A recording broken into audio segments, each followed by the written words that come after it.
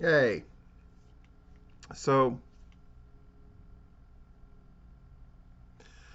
um, I worked out, so I look like shit. I today Monday's the heavy weightlifting day, um, and seeing as I kept up with my running even on Christmas Day, I kept up with my running today. So I'm a little wiped out, and the kids are with me and will be for a long time. And that's wonderful. I got a pile of dirty clothes on the couch behind me. No, they're not dirty. They're actually clean. They just needed to be folded. Anybody who deals with laundry knows that that's the worst part. Um, and it is my shame as an Asian that I have not finished my laundry. um, it is the 27th. It's 2 days after Christmas. And it's Monday, and it's full disclosure day. That doesn't change, right? And I realize, it's 143, the full disclosure, number 143, which means in 147, 151, 150, in 3 months, we'll be at 3 years I've been doing these. And this is the end of the year, so I'm feeling really nostalgic. I don't have any notes for this. And I wanted to open up the show. The last week has been sort of a fascinating take in pro wrestling with things with me um, dealing with various stuff. But I'm going to open up talking about Rodney West dying. Who's Rodney West? I've talked about him before. He's a wrestling fan and a guy who's involved with the Georgia scene to an extent. I've watched Rodney West over the years. I sort of had fun with him. Like he gets on Gary Lamb's nerves, and Gary Lamb sort of spars with him in this friendly way, but he clearly has an affection for like Southern Honor Wrestling. I was looking back through Rodney West's posts. I got a message yesterday while I was out having fun with the kids. That's what the thumbnail is. That's us at Snowcat Mountain, having a great time. And I got a message from a good friend of mine. It's Rodney West died. Did you hear about it? And of course not. And I try to stay away from stuff around the holidays, though it always seems like it finds me. So I deep dove into it, and he'd suffered a great deal. Um, it's awful, right? Guy can't eat, his back is hurt. And then reading through his posts, and it's weird because Rodney had dropped me as we were Facebook friends, but then he dropped me years ago because verbally going back and forth, and at one point he just couldn't take it, I guess. Um, but the other thing about Rodney West is he's the guy. He's the guy who commissioned for me to send him copies of all the booking sheets. He's the one. So I did that project probably a month or two ago, right, where I got a hold of every single one of those booking sheets and a bunch of extra stuff too, and I kind of threw it in and um, I sent it to him, and then I never heard from him again. I'd messaged him a couple of times, like but just hadn't heard, and now I know why, right? He had much bigger things to deal with. But reading his posts, just the suffering he went through, and how helpless he must have felt, and how things really galvanized in his life. Like he realized what was really important, right? It's about his daughter and his grandkid, and he's young, right? He was younger than me. And this has come up a lot recently with the death of Jimmy Rave. Now, the death of 33-year-old Marcus Crane. Um, and for those who were worried, like this is not all doom and gloom. It's not going to be. I'll just put that here on the front end. And of course, if you want to stop listening, fucking stop listening. I don't give a fuck, right? But if you want to live, if you want to keep watching, I'm just gonna keep talking. Because I'm talking myself through this. Um, you know, the one thing I got um, lately with different people's posts and different people's things is this notion of regret, that's one of the main two words that I'm going to talk about is regret. And when people feel their mortality coming on, and Ronnie definitely did. At a certain point, you could just read in those messages. He wanted to connect, so he set up this thing. I wish I had known about it. I most certainly would have done it. Where on like every Sunday he would talk to a few people who would kind of arrange it with him, and then he would talk to people as long as he was sort of able. I got the impression that because of medication and various things he was going through, it was hard for him to keep his concentration. It was just he'd get exhausted very easy. He was in a lot of pain. He was on a ton of painkillers. And then every moment seemed like it was like triumph and tragedy, right? Which I talk about a lot in regards to pro wrestling, but for him it was just very much real life, where he would get some treatment and he would get very hopeful, or he'd get the right CAT scan or MRI, and it would seem to indicate. I mean, one of his posts that just broke my heart in November was, yeah, I realized today that, I'm going to be around for 15 or 20 more years. And then a month later, he's like, shit, I'm 183 pounds. This is the least I've weighed as an adult. He basically couldn't eat anything. Fucking miserable. Suffice to say, you don't want anybody to go through that, right? And I have a semi-complicated relationships with a bunch of people. It's kind of part and parcel of what I do and who I am. But then I also have the really good fortune. Like there's some people, if they heard about the things that I went through and continue to go through, they would be like, "What? How does that guy feel fortunate?" But I do. I really do. And it's the thing that sort of fuels me and keeps me going. I take knocks and I don't give a fuck. Like I just keep going. And it is, it is one of the most arrogant but truthful things that I say, which is, when it comes to wrestling, I've been in it before you. Chances are I've been in it before you were doing it, and I'll be here long after. But the truth is, we don't know, right? We don't know when our ticket gets punched. And if I had to take a freeze frame of today, right?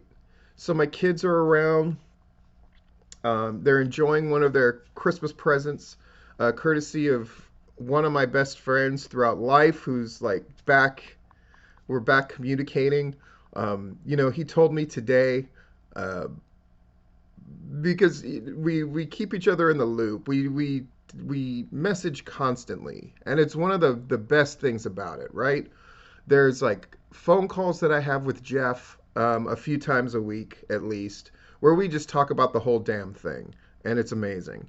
Or on Christmas Day, Hankins and I, who there's so many ways our paths cross.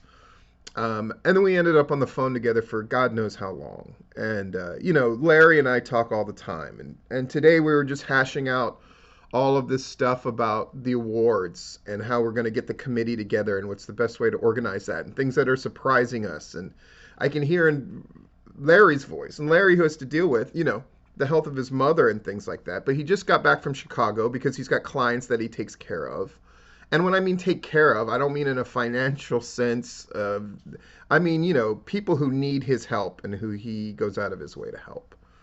And his wife, I mean, he might not like me talking about it, but his wife also is in a similar field. And she's like one of the best at what she does. So, and I realize like all of my friends are just these outstanding people. And I'm in contact with all of them. And I'm very effusive, right?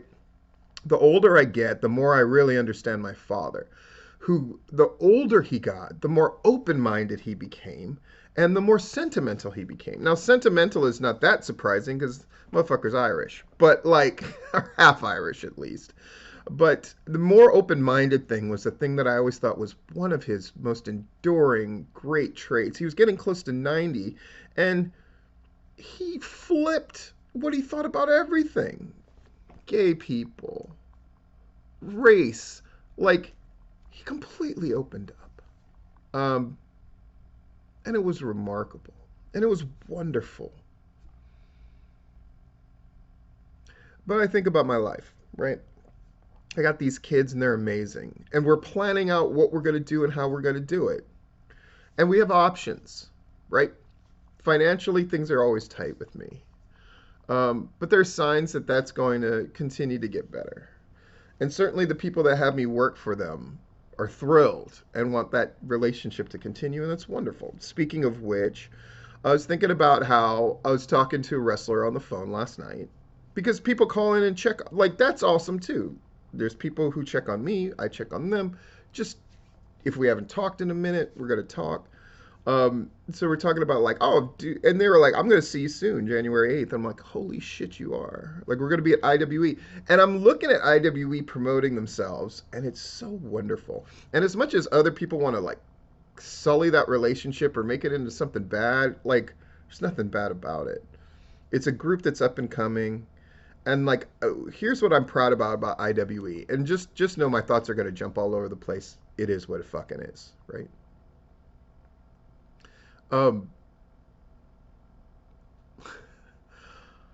um, it's wonderful, right? Like, they're not flying a bunch of people in on this show for the first time probably ever. That they're going with these guys that they've booked so well. And Tim does a great job with the booking. And this might hurt people's fucking feelings. I got to look at the nominations that came in, and I was surprised. Larry said he wasn't surprised. I was surprised. Um, at how much love Tim gets.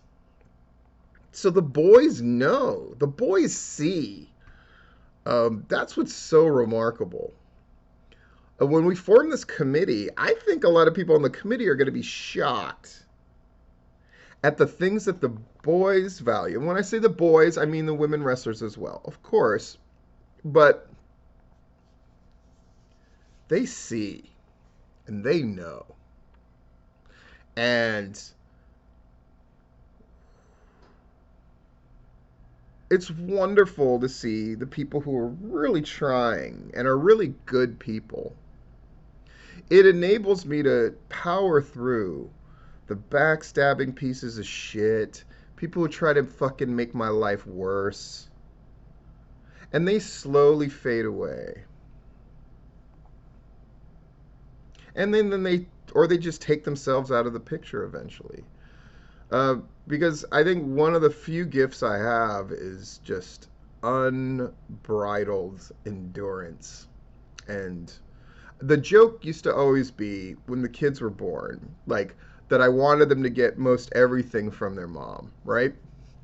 Because she's so delightful and attractive, and she's smart. I'm smart too. And she's very disciplined when it comes to like, school, and like she's definitely on point with all of that kind of stuff. So I wanted the kids to have all of that. And then my running joke was, what do you want your kids to get from you? And I would always just sort of brush it off, be like a little self-effacing, and I would say, oh, my pain tolerance.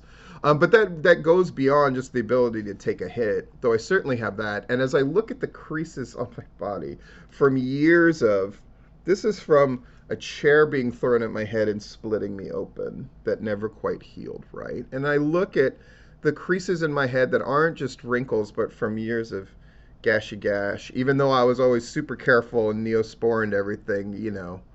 I never got stitched up before, right? I just look at the various scars that I have all over. Just, and my kids got it, but they're still sympathetic to the sorrows of the world. Um, but I thought about Ronnie West, and I thought about how his end came with suffering, and then I see Jimmy Ox and how much pain he's in. It's why I originally put my profile picture up, is that great picture I got with him when I went to Southern Honor and we saw each other. Um, and he's suffering.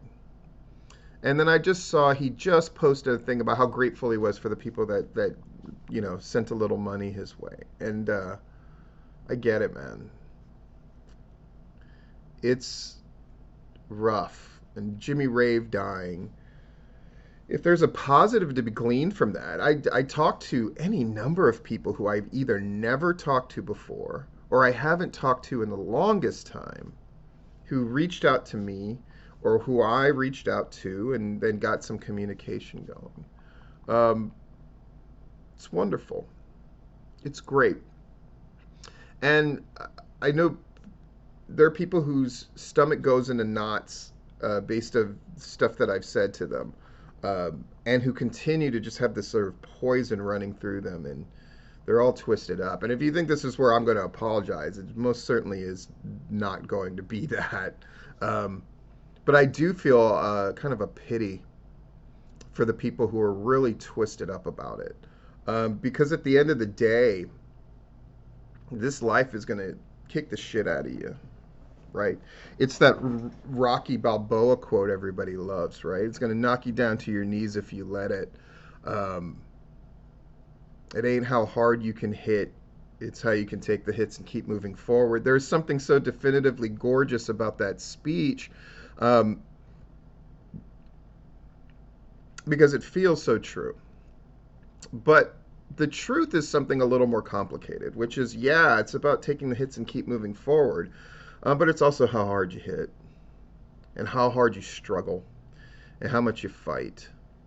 But it's also the ability to overcome things about yourself. When the cliche goes, your biggest opponent is yourself, and it's absolutely true, right? You have to overcome things about yourself. I certainly do. Um, there's not many things that I think I do incredibly well. I think being a father is one of them. I'm really proud of that, and it probably comes across. Um, I really like I like who my kids are. As much as I love them, of course I love them, but I like who they are. Um, I like the people that they are. Um, Rodney, it will always be a mystery to me why he reached out about those booking sheets.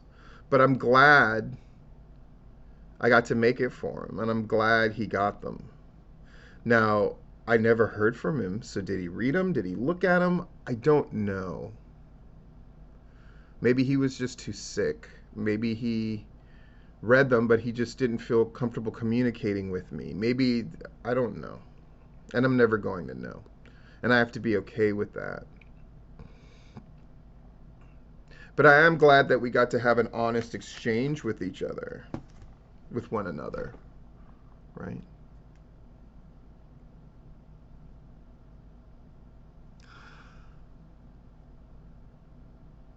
So I'm going to transition here. So the nominations for the awards are done. Um, the only thing, when I looked at the nominations that came in, the only thing that really struck me is like I remember there being one thing that I thought, that probably deserved to be there, and now it's not going to be there. Um, just because nobody had put it nominated it, because it was one of these like things that happened closer to the end of the year. Um, but beyond that, man,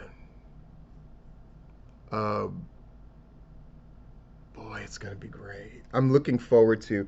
I hope Larry's plan comes to fruition of the committee basically meeting on Zoom instead of doing it via message.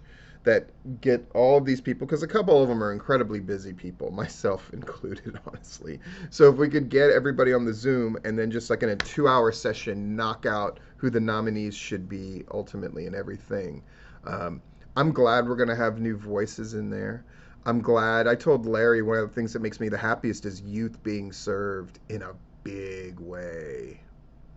Like this new crop of guys are making they're being very vocal and they're going to be in there.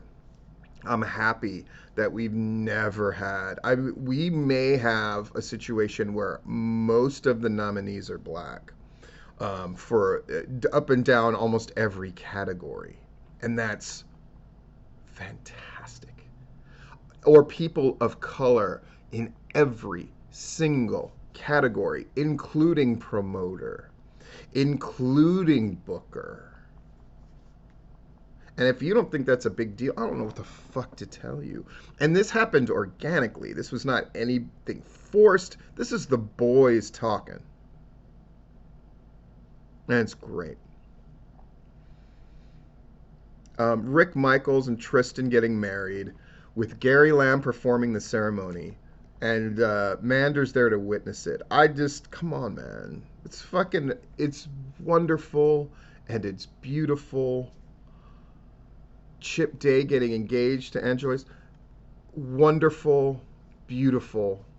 It pleases me so much, and knowing the people involved makes it extra, extra wonderful. Guys showing up, the PCW frickin', you know, secondary title holder getting his shot. I mean, he's just a frickin' young kid and he's getting this thing on Dark Elevation tonight. Um, it's rebirth, right? Redemption.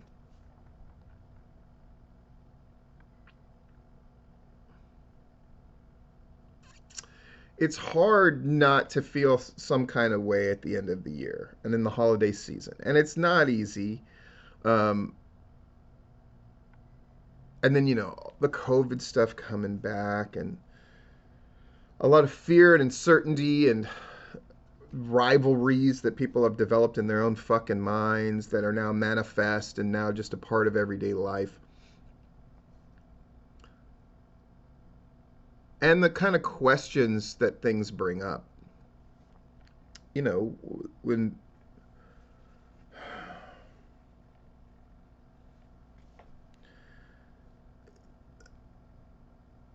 is deathmatch too much? Got a guy dropping dead at 33 because of that lifestyle, right? All these questions come up. And they'll be answered and debated and talked about.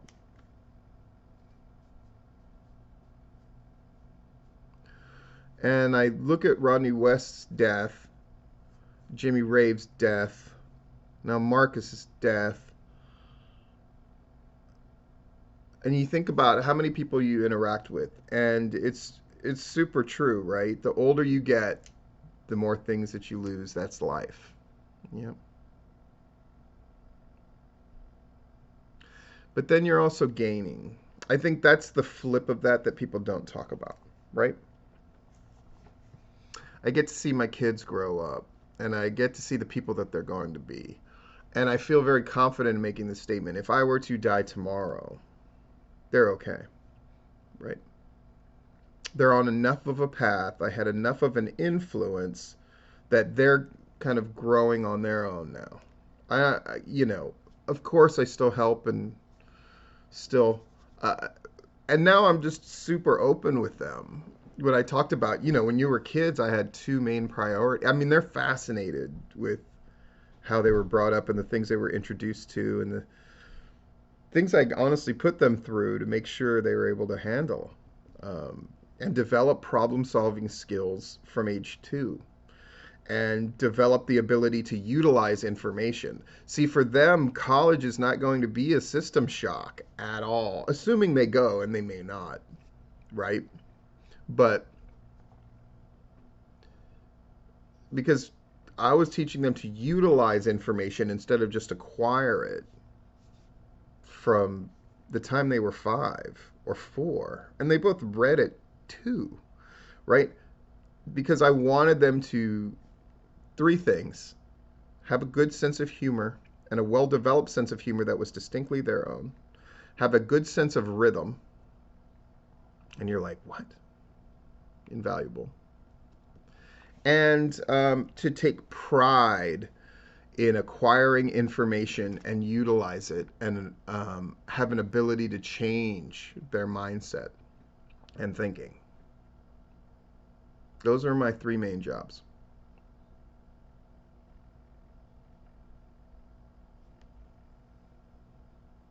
And you might be going, well, what about morality? What about blah, blah, blah, blah, blah? All those are symptomatic of those first three things, believe it or not.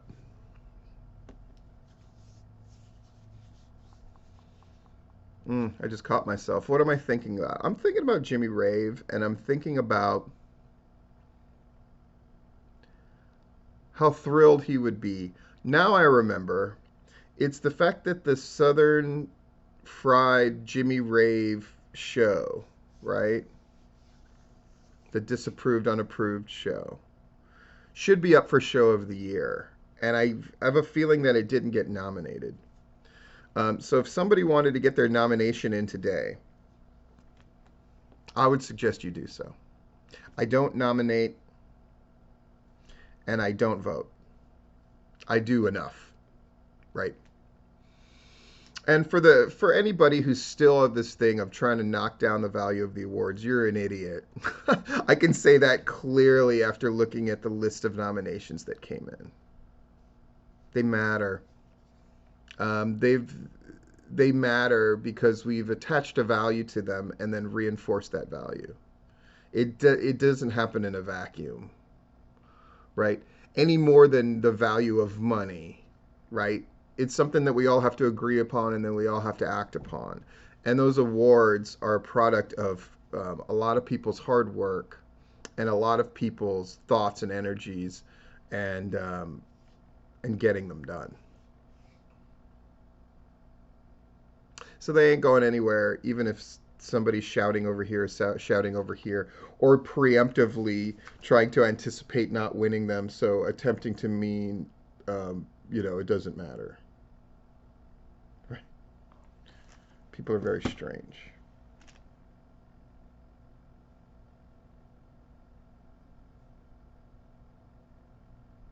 Sorry. I continue to get strange messages and notifications. Let me focus on a couple of things that I talked about briefly. So Chip getting engaged, it's wonderful. And Angelus Lane, again, it's one of my favorite pictures that I've ever taken. Was just this simple shot. She just had a match with Nolan Edwards. Oh my God, I said his name out loud. Ah, it's okay, everybody. So she just had the match with Nolan in Tampa, WrestleMania week. And she was bloody and she just kicked ass. And it was my first time seeing her live. And of course, I was unduly impressed. And then it was just a simple shot of Chip tending to her in the back, very lovingly and expertly taking care of her as equals and partners. I got that picture, and I remember thinking like, and in a week full of wild, cool pictures, because that was really the start of people hooking onto this thing of me putting clips up, me putting pictures up, and it getting a huge groundswell, right? It was also the first week where I really felt like my contributions were being noted by people more than just my circle or in Georgia wrestling. Like people were realizing like, oh, this guy is really a wrestling person and he really knows what the hell he's doing. And as much as people want to argue about who's a wrestling person and who isn't, that's what it boils down to in the end. Shit matters or it doesn't matter, right? You make a real impression or you don't. And there are simply people who have to spend their time arguing about their importance and knighting themselves. Um, because in one sense they haven't really made that big of an impression or had that wide of an influence. It just is. And there are people who did have an influence. And I think we see through his death that Jimmy Rave had an influence that went well beyond. And right now you have a bunch of people who are feeling racked with guilt. And some have addressed that publicly because of what they said about Jimmy or what they try to do to Jimmy. Um, and now you're left with what you're left with, right? Mm. Regret, right?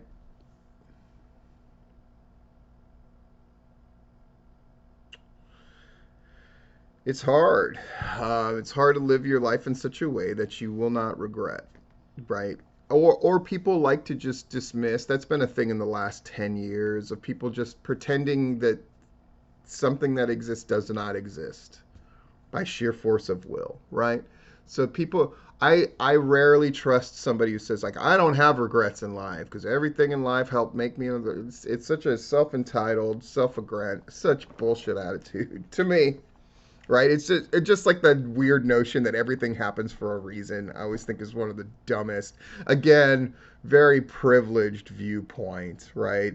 If you were, you know, whoever, wherever in the lower class whose death was met in this brutish, nasty, random way that wasn't even acknowledged or noted by anybody, you certainly would not feel like everything happens for a reason. You know, if you were a crib death, you wouldn't feel like everything happens for a reason, right? Uh, but again, that's a different philosophical viewpoint than mine, I suppose.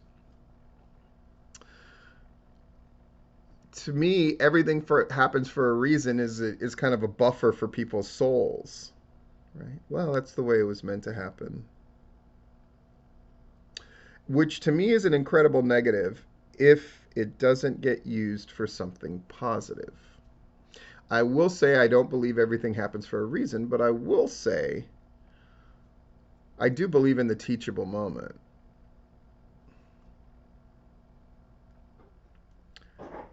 One thing is for sure.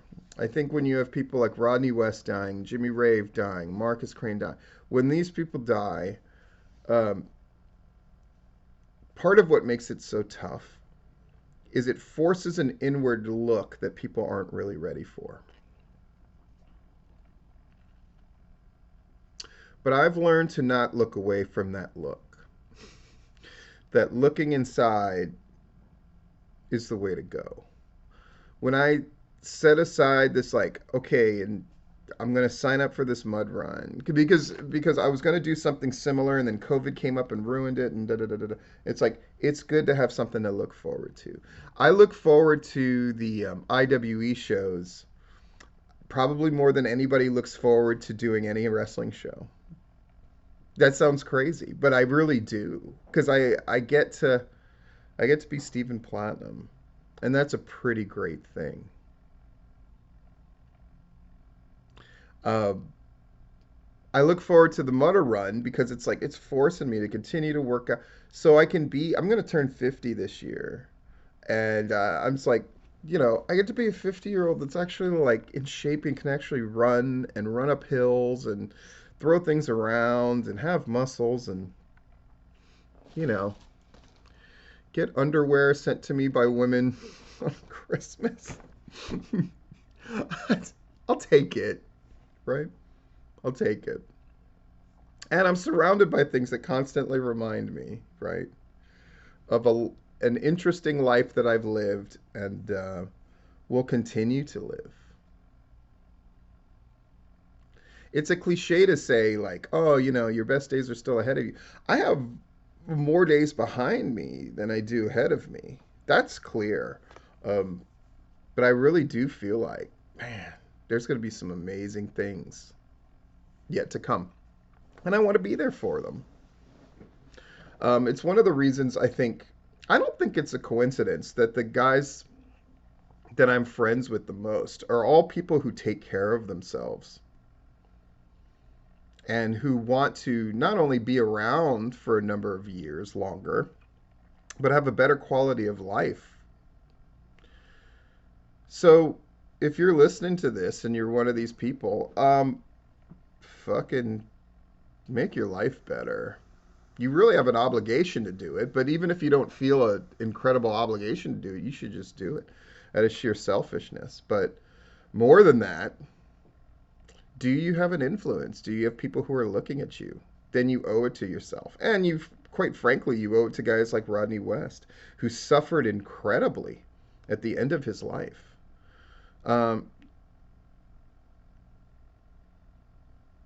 if you choose to honor, or Jimmy Ray, like, if you can't look at the deaths of those guys. Or Marcus, you can't look at those guys and go, I need to make some choices and I'll make them today. I don't know what to tell you. Those are the lessons that you need to have. Take care of yourself in that ring, wrestlers. Uh, do your best to take care of yourself in that ring and make the decisions for your health. All these cliches that you've always heard are absolutely true, right? Without your health, you got nothing. And I'm looking forward to a new year as things shift and move, uh, as I find myself having to adapt. Hell, I might, I might go as much as I hate the show. Shit, I want to hang out with my kids in the performance center, so maybe we'll go to an NXT and just see what's up. I have that option. I think it's pretty great. But me and the kids are definitely going to get in some Spider-Man. I'm looking forward to that. They've been playing the game today that my friend Ray bought, the Minecraft Dungeons, and they're having a great time with that. And then we're all going to play that together and then hook up with Ray online and play multiplayer together. I mean, if somebody had told much younger me that you were going to be at a place in life where you and your kids are going to play video games with one of your best friends online, who you're going to see next month, right? When Ray and Amy come down here, uh, we'll see them. And it's wonderful. Yeah. Something else about Rodney West's thing where he talked about, getting divorced and how hard that was. And dude, I just felt it, right? I felt it. I know what that's like. And I am fortunate that I do have people who love me and care about me and who I love and care about. Um, but more than that, this wrestling shit, I'm fucking in it. Yeah, one of the best things I heard about was Dan, you know, now that he's in it. They're like wrestling bullshit made him not want to be a part of it anymore. But then him and Tank being so great and being acknowledged for being great and being good at this shit. Especially for Dan. I mean, Dan has got to play multiple roles. Not only as great manager, cutting the best promos in deathmatch wrestling. Think about that. There's a certain subset of wrestling where Reverend Dan is the fucking best. Best. It's pretty great. And he's just said, like, dude, I'm in it now. And I know of which he speaks. I'm in it. If you haven't fucking figured that out by now. And Rodney West, of all people, has the evidence. Hundreds of shows that I booked. And things that I've arranged. One of the things that really struck me, and I'll go ahead and wrap this up. By the way, congratulations to Anarchy for doing a great Christmas Day show. And drawing a huge house, and Rick and them having the wedding. When I got the messages from different people of like, fucking Gary Lamb's here and he's sitting with David Manders and I don't know what the fuck's going on, and then hearing about the wedding later on, I just went like, how cool is this shit? And then I get to talk about this shit. That's the coolest too. And I have things to look forward to. Um, It's so fucking great. It's so fucking great.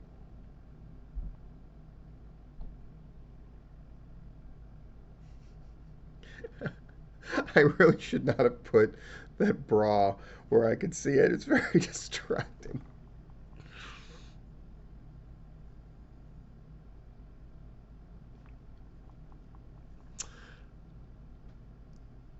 I'm just going to be in this shit more.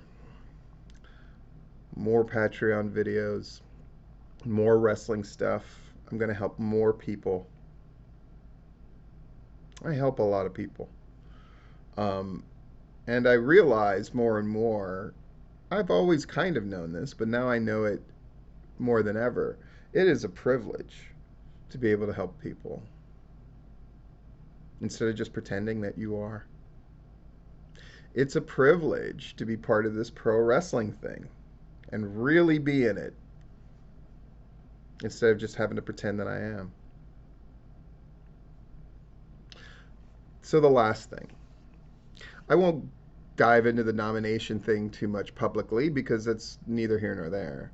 But to be the guy who got more nominations for Mentor of the Year, when I actively tell people, like, don't put me in this shit, I'm not going to vote for shit, I'm not going to nominate, it feels good. I can't pretend it doesn't feel good. It feels great.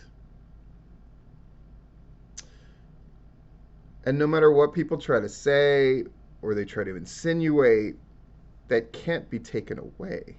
That is a number of people who went, this motherfucker helps me more than anybody. I don't even care that he tells me not to fucking nominate him. I'm going to acknowledge it. Well, you're just going to get more of that shit. Fucking in it. Other people can drop out, retire, or whatever the fuck. Dude, I'm in it.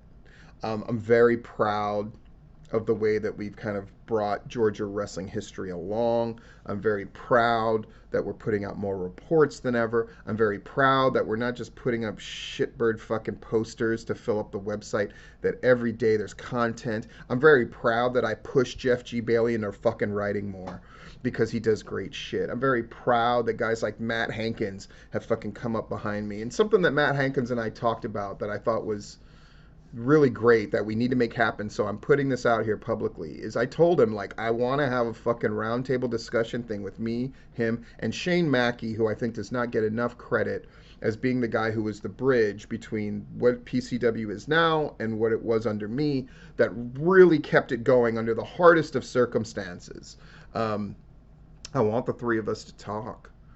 I'm glad that greatness gets acknowledged. I'm glad that Wildside has that freaking thing and has Bill Barons to put stuff out and then has that podcast run by Chris. I think that's all wonderful. I'm proud that Tipping Point is coming up on 8 years we've been doing it. And the guests get better and better. That show with Joe Black and Exotic Youth was mind-blowingly great and makes me very proud.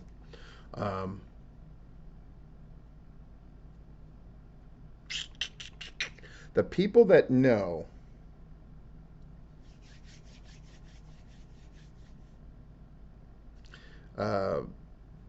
y'all give me life. And as we're finding out, whether it's through positive things that are life affirming, engagements with Chip and Angelus, congratulations again, by the way, marriage of Rick and Tristan, guys getting their shot with AEW and otherwise, or people dying or doing worse.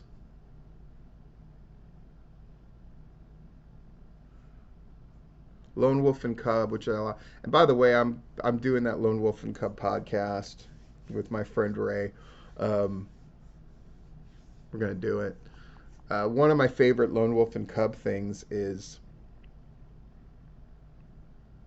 there's two things that I think are very relevant, and then I'll end this. One is this notion of the four main characters, each representing a season, right? Green Spring, which is a rebirth, renewal. That's the boy, that's Daigoro, right? The cub of Lone Wolf and Cub. And then Scarlet Summer, who's a character that's introduced later, the Poisoner. He's irredeemably bad, yet an integral part of the story. And then Lone Wolf, right? He is the fall. And then the big baddie, Old Man Yagyu, Retsudo, is the winter, right? And that is a lovely notion that even this winter, which in so many ways is so harsh, but it's going to be a spring in the new year.